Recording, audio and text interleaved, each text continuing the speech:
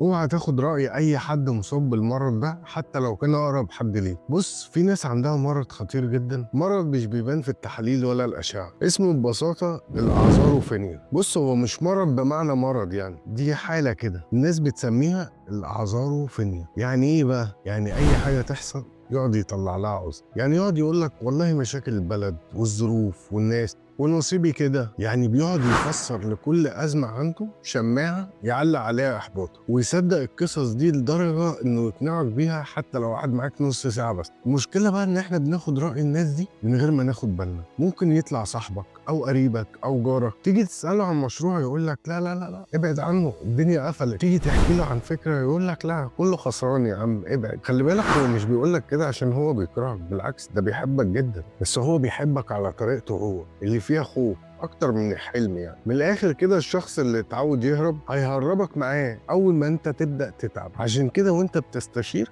خلي بالك، خد النصيحه دايما من اللي تعب وكمل، مش من الشخص اللي استسلم وفضل يحكي الاعذار. يعني مش كل كلمه نسمعها ينفع نبني عليها خطوه، ومش كل خوف نسمعه لازم نخاف منه. دايما خليك واعي، مش كل الناس اللي حواليك شايفين الطريق زيك. يعني من الاخر كده، ما تقولش حد علمني السباحه وهو اصلا عمره ما نزل الميه.